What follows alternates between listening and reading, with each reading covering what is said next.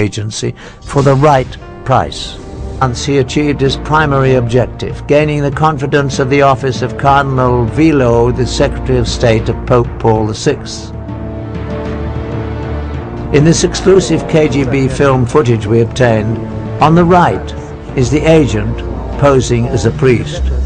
On the left is the chief assistant to Cardinal Revelead. Devo tornare all'ufficio, devo fare cose lì e tutto il resto. Sono molto preoccupato. Ok, spero che qualcosa... Ecco che arriva. Buongiorno. Buongiorno. The third man is actually another KGB agent, no doubt placed in the organization by the Illuminati. He is also seeking to gain access to the Cardinal. Sì, questo mi fa molto piacere. Bene, molto bene. Bravo, sta qui scemo. Così abbiamo la sua collaborazione di sicurezza. Sì. Bene. Molto positivo e terremo molta considerazione di questo. E sappiamo quanto importante è per noi questa collaborazione. When Revelead's assistant is sent on his customary monthly trip to Milan, the KGB installs a camera in his hotel room. In typical KGB fashion, the priest is about to be set up to be blackmailed to assure his continued cooperation. Over several days, a woman becomes friendly with him and gains his trust.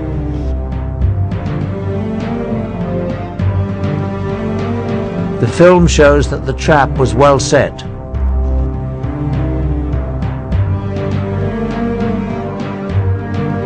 One night, the woman comes to his room to take him to a dinner meeting. Vino bianco, prego. Sì, così possiamo vedere tra questo conto. Ho soltanto del buon vino rosso, che riesci un po' di... Buon vino rosso, va bene.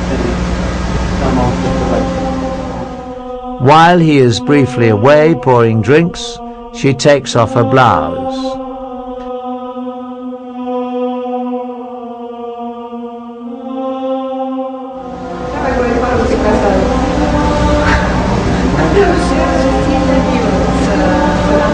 The film ends abruptly.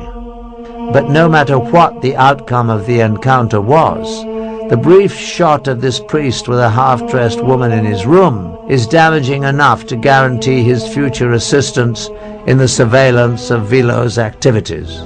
Certainly in the near future, the Illuminati-controlled KGB agents will begin looking for ways to manipulate Revelead himself. Once that is accomplished, they will be extremely close to the very heart of the Catholic religion, Pope Paul VI. But it appears that the Illuminati was not content with exerting only influence to control the Vatican.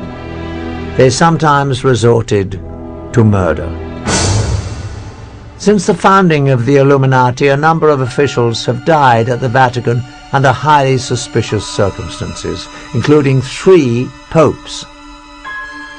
In each case, the death of the official was timed so as to have a great political significance, the telltale mark of the secret brotherhood influencing world politics for their benefit.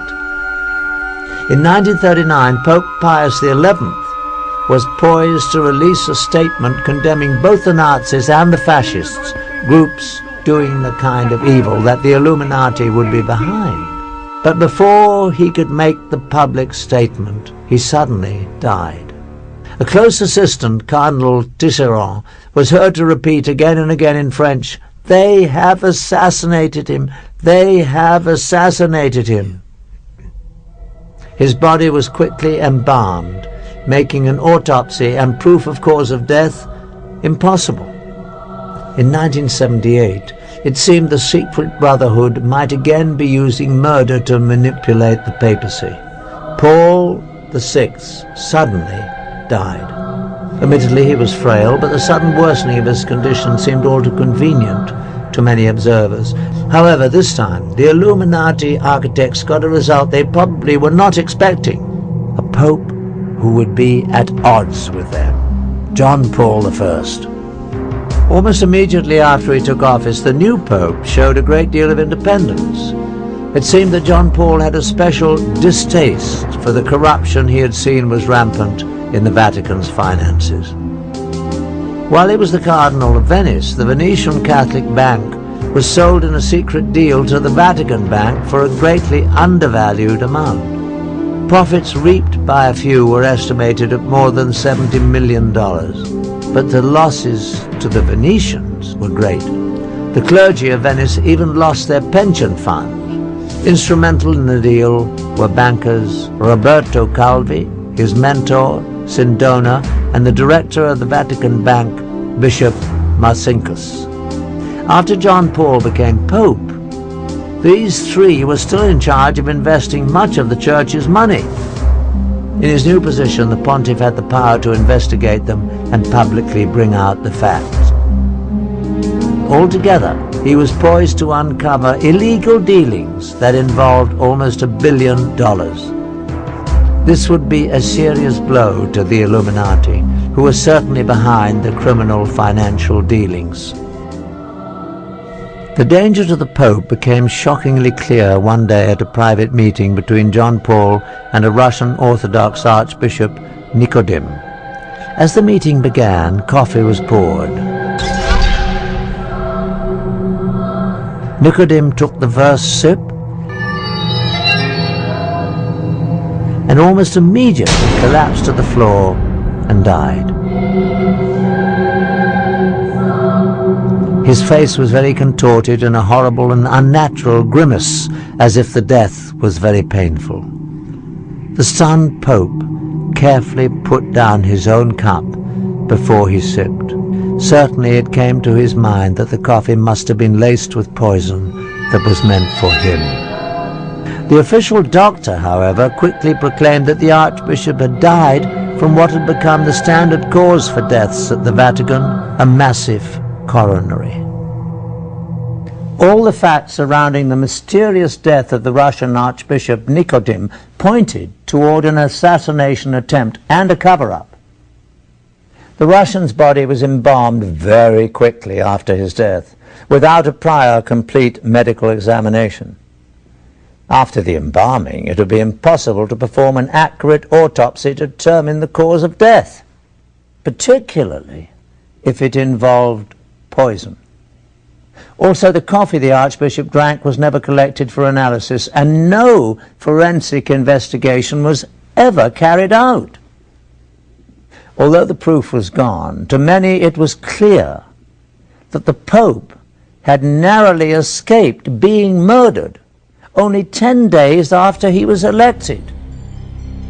The experience proved so frightening that John Paul called a secret meeting with his top 4 cardinals to discuss the situation. The meeting took place on September the 28th, 1978.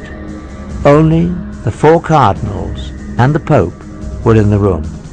To this day, it is not known exactly what was said, but afterwards, the Pope was moved to take action. He ended the term of Cardinal Vilo as Secretary of State. This was the same Cardinal Vilo whose assistant had been blackmailed in the KGB films taken in 1972. Over the 6 years, this cardinal must have also been drawn into the Illuminati's web. Removing him meant that the Pope had uncovered at least part of the dark secret. But even John Paul could not avoid his fate at the hands of the Illuminati. That night, the pontiff retired earlier than usual and took with him detailed notes of the secret meeting to deliberate upon. At 5 a.m. the next morning, the Pope's closest attendant, Sister Vincenza, became concerned. His Holiness had never overslept before. She appeared inside his door. John Paul appeared to be sitting in bed with a light on as if he were reading. Various papers were around him.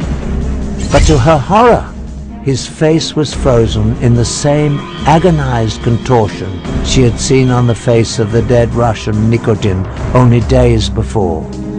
After only 33 days as Pope, John Paul was dead.